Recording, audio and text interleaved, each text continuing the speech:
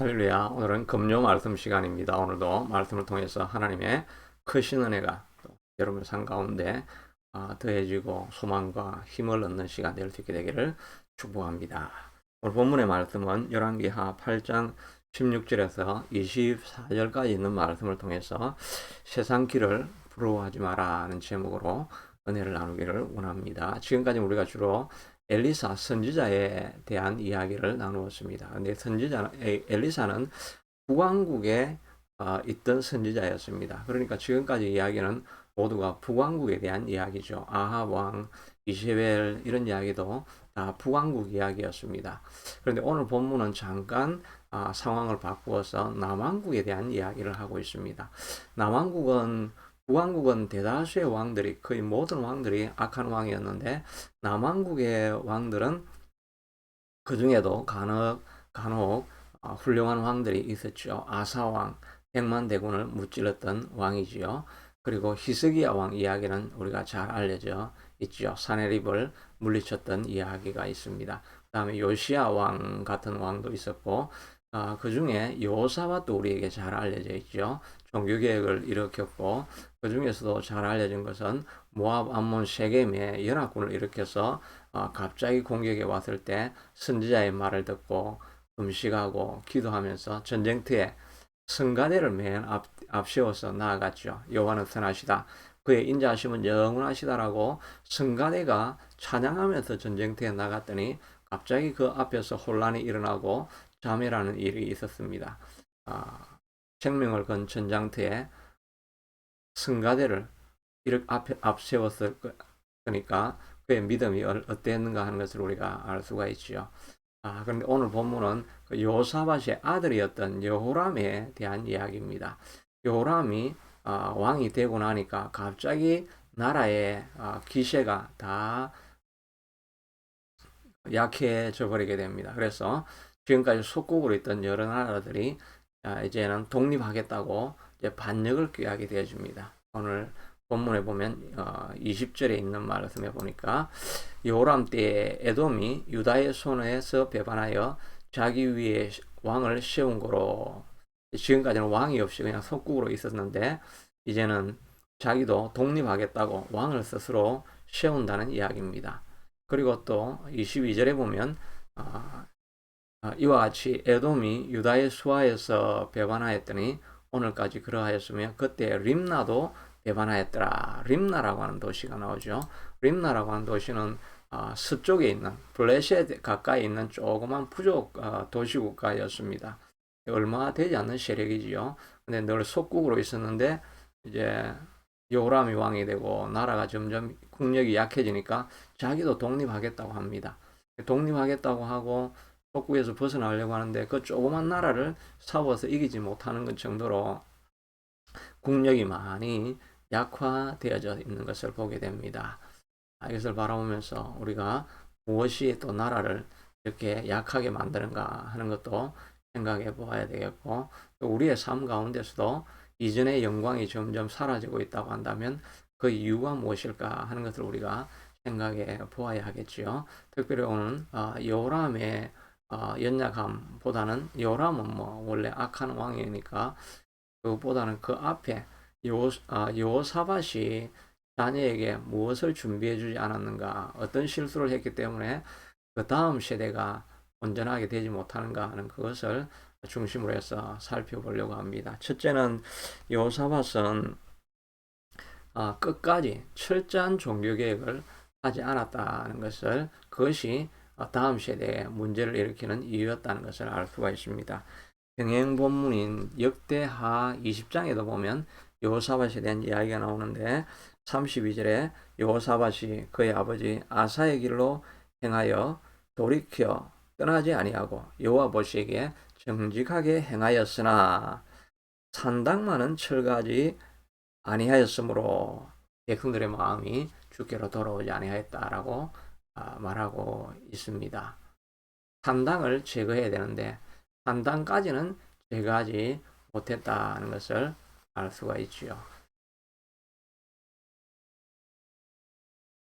여호사밧이 많은 아주 여러 방면에서 종교개혁을 크게 일으켰던 것을 볼 수가 있습니다. 그런데 하다가 철저하게 마지막 산당까지는 이제 제거하지 못했습니다. 산당은 그 당시에 또 많은 종교 세력들이 자기 기득권을 위해서 산당을 지켜야 하는 이런 아, 싸움이 있었기 때문에 그들을 다 제거하고 산당까지 다 제거하는 것은 너무나 힘이 버거웠다 생각이 해서 그냥 적당하게 타협을 하고 살아갔는데 그 타협한 것이 그 다음 세대에 이런 치명적인 역할을 하게 되었다는 것을 알 수가 있습니다. 우리도 영적인 싸움을 계속 하다가 어떤 부분에 대해서는 내가 여러 번 시도해 봤는데 이것도 되지 않는다 이렇게 해서 그냥 그것과 함께 같이 살아가려고 하는 이런 경우들이 있죠. 결국 그것이 우리를 망하게 하는 것입니다. 우리는 죽을 때까지 계속 거룩하지 않는 영역에 대해서는 우리가 믿음을 가지고 다시 한번 싸워 나가야 하는 것입니다. 이스라엘 백성들이 가나안 땅을 점령하고 남겨주었던 얼마 되지 않는 그런 족속들이 결국은 이스라엘 전체를 패망하게 만드는 길로 걸어가게 만들었던 것을 우리가 알 수가 있죠. 우리도 보면 내 성격은 예수 믿어도 변하지 않는다 이렇게 생각하는 사람들이 있습니다.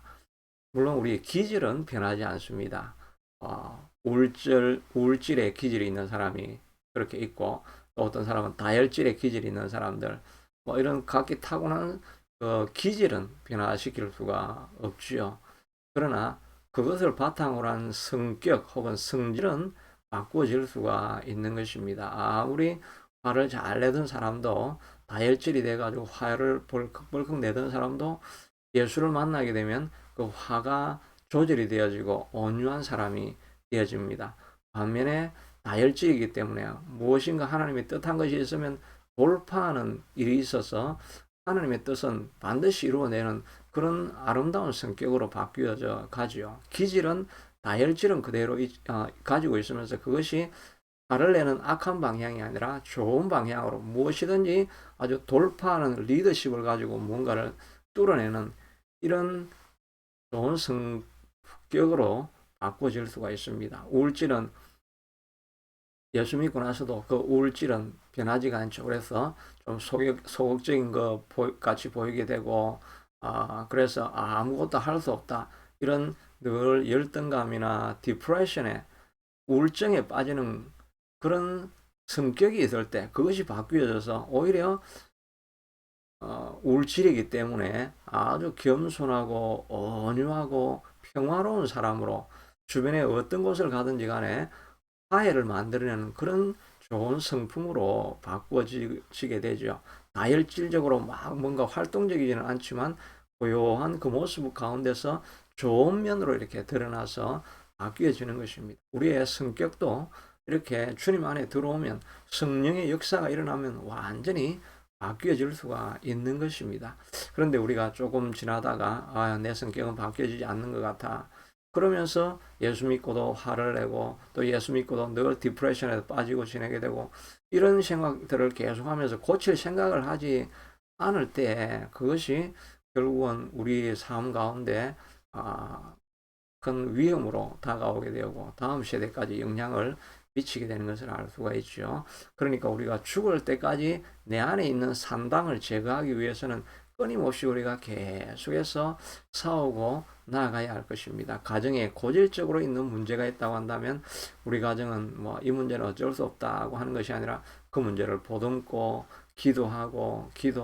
기도해서 점점 그거 문제가 아름다운 진주로 만들어지게 나아가야 하는 것이지요. 진주가 만들어지는 과정도 조개의 부드러운 속살 안에 모래 알이 들어와야 될 때 그것을 끊임없이 액을 바라서 자꾸 감싸다 보면 그게 진주가 되는 것이 아닙니까? 우리 인생을 통해서는 우리의 가장 약점이 진주가 될 수 있을 때까지 계속해서 그 문제를 포기하지 아니하고 기도하고 죽을 때까지 이 싸움을 계속해서 하고 나아가야 그것으로 말미암아 다음 세대까지 아름다운 영향을 미치게 되는 것이지요. 그래서 우리의 영적인 싸움은 요사밭이 산당을 남겨주는 것 같이 그런 것이 아니라 죽을 때까지 계속해서 영적인 싸움을 통해서 모든 삶의 영역이 하나님께 더욱더 가까이 나아갈 수 있게 되기를 바랍니다. 또 두 번째 이 여호사밧의 문제는 그가 북왕국의 아합의 딸 아달랴를 자신의 며느리로 삼은 것이 문제였지요. 18절에 보니까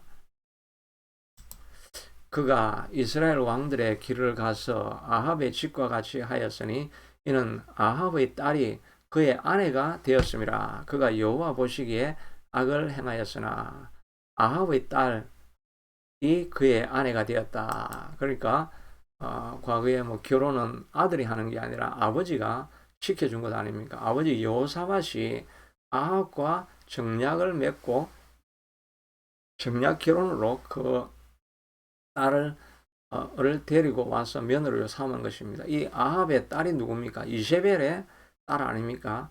이름은 다른 본문에 보면 아달랴로 되어 있죠. 이 아달랴가 남왕국으로 건너와서 여왕이 되어진 것입니다. 이건 정말 있을 수가 없는 일이죠. 근데 이 아달랴의 문제가 무엇이었느냐 하면은 그 당시까지는 이 남왕국은 산당을 가서 섬기긴 했지만 바알과 아세라라고 하는 이런 우상은 없었었거든요. 그런데 이 아달랴가 들어오면서부터 이세벨에게서 받았던 바알과 아세라 신을 가지고 들어온 것입니다. 이제는 산당이 아니라 우상을 전 민족에게 퍼뜨리는 이런 역사가 이 가운데 일어나게 되어진 것입니다. 그런데 여호사밧이 왜 이렇게 아합과 정략 결혼을 맺었습니까? 아합이 악한 왕인 것 같은데, 그런데 아합은 왕은 악하였지만 그의 통치 능력은 상당히 있었고 정치 경제적으로 아주 큰 영향력을 이렇게 미치고 있었던 부강한 나라가 되었던 것을 알 수가 있습니다. 그러니까 여호사밧이 그 아합이 다스리는 나라를 부러워한 것이지요. 우리도 어떻게 하면 저렇게 부강할 수 있을까?